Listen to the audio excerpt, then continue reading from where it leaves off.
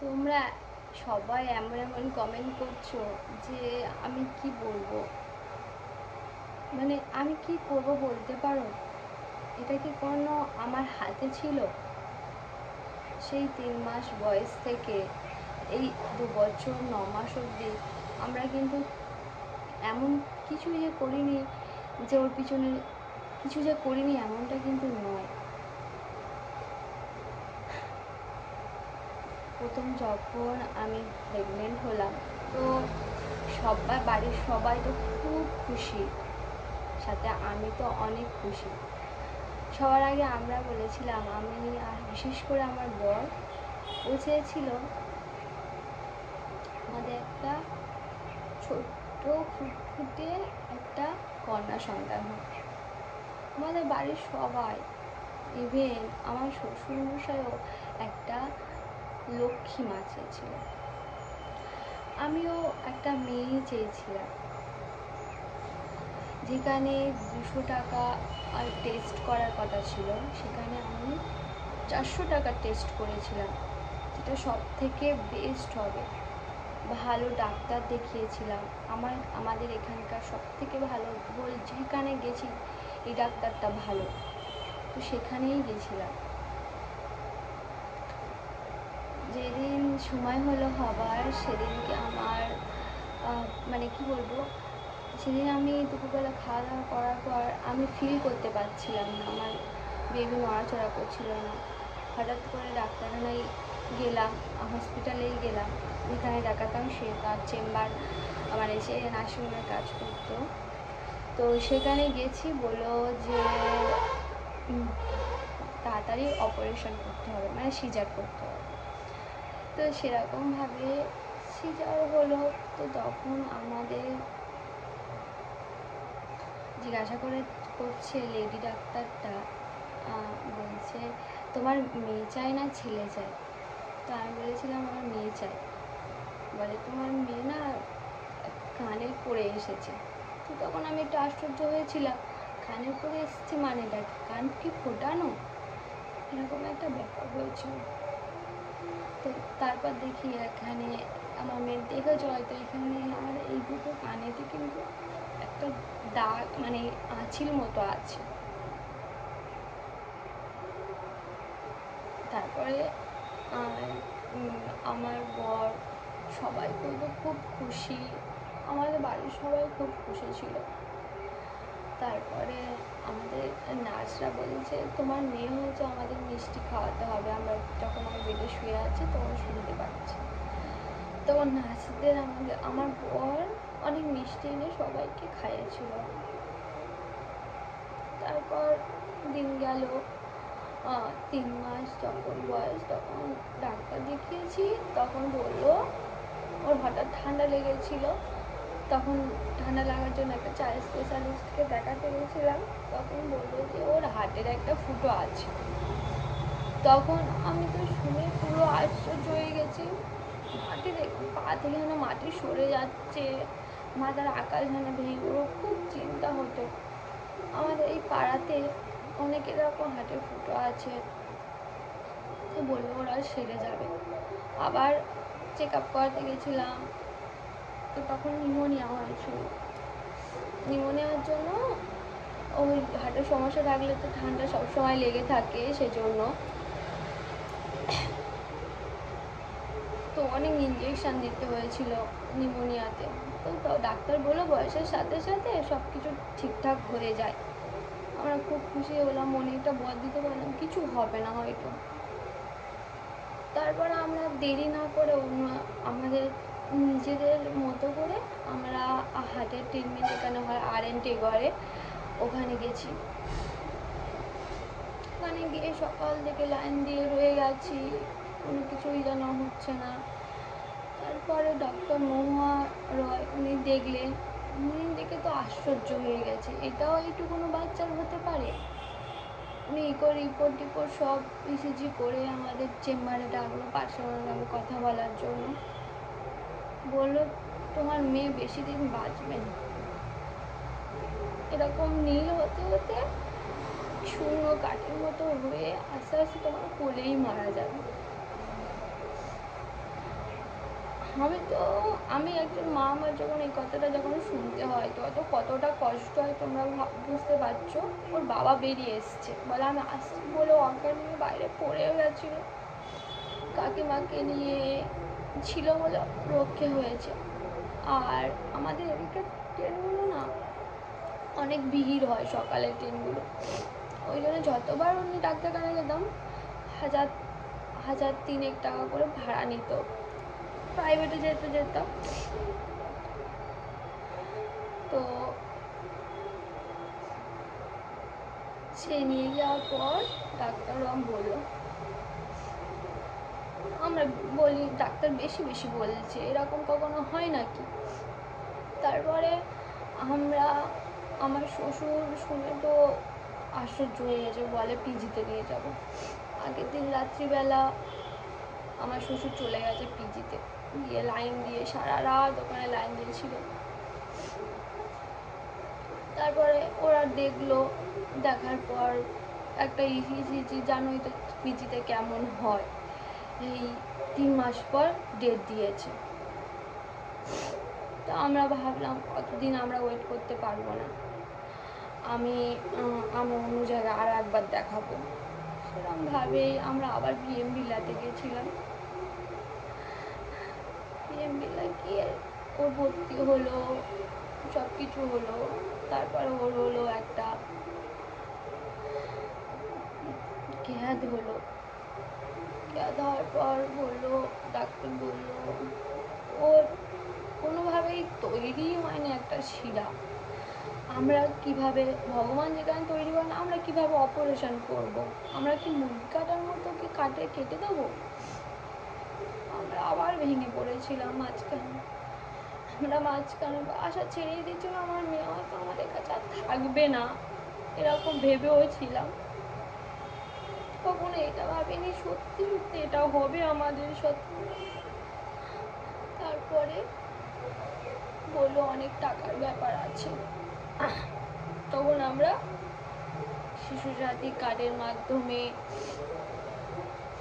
আমাদের এখানে আরবিএসকে আন্ডারে আমরা কাগজটা করি, যেখানে অনেক টাকার ব্যাপার, আমরা অত টাকা মানে অ্যারেঞ্জ করতে পারবো না বলে সরকারিভাবে যাতে হয় সেরকমভাবে আমরা করেছি। আর সরকারিভাবে করতে গেলে একটু তো দেরিই হবে। তো আবার ভর্তি হলো আমার মেয়ে, সবার বাচ্চা, পাশের বাচ্চা আমার মেয়ের মতন সমস্যা ছিল, বলতো ওরা আমার সিমটামগুলো, আমি বলতাম, গল্প করতাম বাচ্চার মাদের সাথে। সবার অপারেশন হয়ে বাড়ি ফিরে যাচ্ছে সুস্থ হয়ে, বলছে, আমাকে বলে যাচ্ছে যে ও দিদি ভাই তুমি দেখবে তোমার বাচ্চা ঠিক হয়ে যাবে। মনে একটা আশা নিয়েছিলাম যে সত্যি হয়তো আমার বাচ্চা অপারেশন হলে ঠিক হয়ে যাবে। আবার একদিন আবার ও ভর্তি হয়ে ছুটি দিয়ে দিল, বললো এখন হবে না। তারপরে আবার 1 বছর পর বলেছিল চেক আপে আসতে। মাঝখানে দিনগুলোতে ভালোই ছিল, কোনো সমস্যা হয়নি, হাঁপিয়েও যেত না, খাওয়া দাওয়া সেরকম কিছু হয়নি।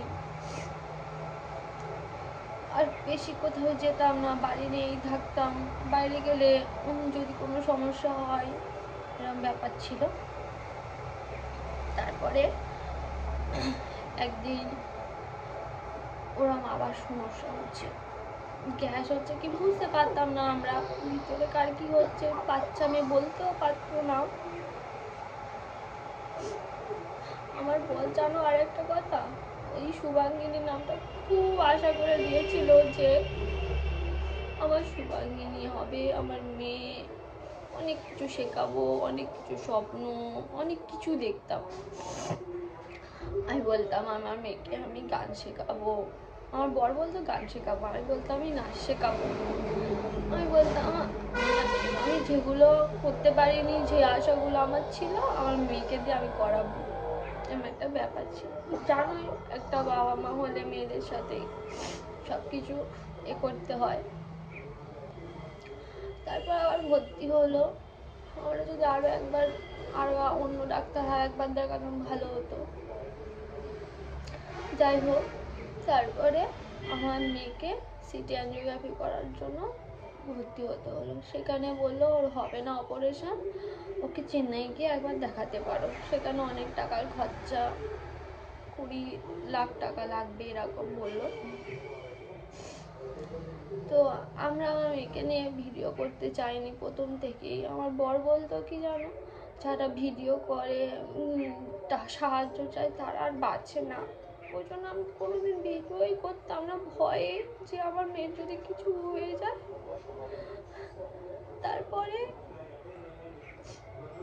এমন একটা দিন হলো, আমরা বাধ্য হয়ে টোটালি, আমাদের কাছে কোনো রাস্তাই ছিল না তখন আমরা ভিডিও করলাম, তোমাদের কাছে সাহায্য চাইলাম। অনেকে আমার সাহায্য করেছে, কিন্তু সাহায্য যারা করেছে তাদের যে সঠিক এটা আমরা করতে পারিনি। এমনিটা যখন বললো তোরা চেন্নাই যাও, তখন আমাদের একজন সন্ধান দিল বালিগঞ্জে একটা ডাক্তার শিশু মঙ্গলে বসে, সেখানে যাওয়ার জন্য আমরা গেছি। ওখানে ওই ককিটিকো করলো, ডাক্তার দেখে বললো তোর টেস্টগুলো ইনকমপ্লিট করে রেখেছে, কমপ্লিটই হয়নি। ও যেহেতু বিএমডিতে ভর্তি ছিল, একটা করে অপারেশন হবে যেটা হচ্ছে মাইক্রো সার্জারি, আর পরে আমরা ওর ওপেন হার্ট সার্জারি করবো। এখন ওর স্টেন বসিয়ে সব কিছু বড় করব। আমরা খুব আনন্দে ছিলাম যে সত্যি একটু অপারেশন হবে আর আমার মেয়ে সুস্থ হয়ে যাবে, আবার 5টা বাচ্চার মতো খেলতে পারবে, আমাকে আর বলবে না। একটু কোনো খেললে তো খেলতে চাইতো, খুব খেলতে চাইতো,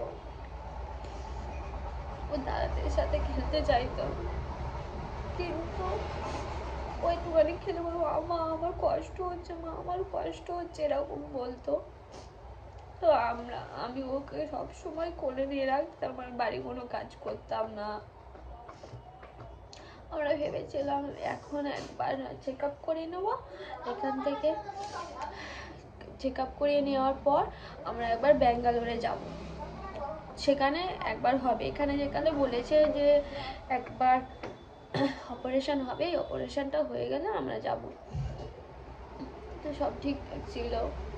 তারপরে একদিন দুপুরবেলা হঠাৎই কাঁদতে শুরু করলো, সেরকম কান্না না, মিডিয়াম, এমনি ঘুম থেকে উঠে বাচ্চা যেন জ্ঞান জ্ঞান করে। জ্ঞান জ্ঞান করতে করতে সে কেমন একটা দম আটকে কেমন একটা হয়ে গেল, হাত পা খিচে ধরলো, একদম ডাং হয়ে গেল, শেষ হয়ে গেল। ওই দিনটা হয়তো আর আমি জীবনে কখনো ভুলতে পারবো না। আমার জীবনে আমি মরে গেলেও ওই দিনটা মনে হয়তো থাকবে। আর আমার শুভাঙ্গিনী নামটা পুরো শুভাঙ্গিনীই থেকে গেল, কাউকে আর ডাকতেও পারবো না এই নামে আর আমি কখনোই।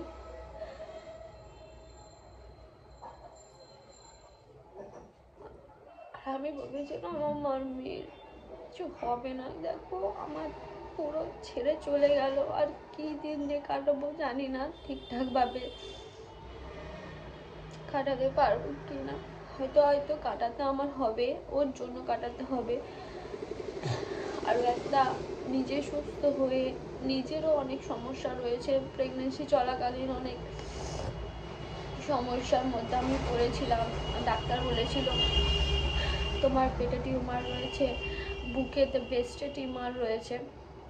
তো আমার মেয়ের চিকিৎসা করার জন্য আর নিজের দিকে কোনোদিন সেরকমভাবে খেয়ালই দেওয়া হয়নি যে আমার জন্য কিছু করব। মেয়েকে বাঁচানোর জন্য অস্থির হয়ে পড়েছিলাম যাতে মেয়ে খুব তাড়াতাড়ি সুস্থ হয়ে যায়।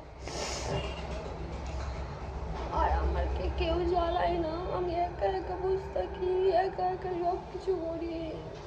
আগে কিছু করলে আমার মামা বলে আর কেউ ডাকবে না, আর কিছুই করতে পারবো না। এই ঘরটায় খুব একা লাগে, তবু সারাদিন আমি এই ঘরটায় আসি না। আমি সকাল স্নান করে নিচে চলে যাই, গিয়ে ওখানে কাজকর্ম করি আগে যেমন করতাম বিয়ের পর। আর কিছু আমার বলার নেই। তোমরা যারা অনেকেই বলছো, যেসব কমেন্টগুলো করছো, তাদের সাথে আমি কথাটা শেয়ার করলাম। জানি না তোমাদের কতটা কি এফেক্ট পড়বে বা কিছু, তবে আমার যে প্রতিটা মুহূর্ত, প্রতিটা ঘন্টা, মিনিট, সেকেন্ডে আমার কিন্তু ভুলিনি আমি এখনো। কিন্তু আমাদের বাড়ি কোনো কিছু হলে খালি এটাই মনে হয়, ও থাকলে এটা করতো, ও থাকলে এটা করতো, এরকম কোনো কিছু করতে দিত না আমার। আমি কিছু করতে গেলে বলে আমি করবো, এরকম একটা ব্যাপার। কিছু আর বলার নেই আমার।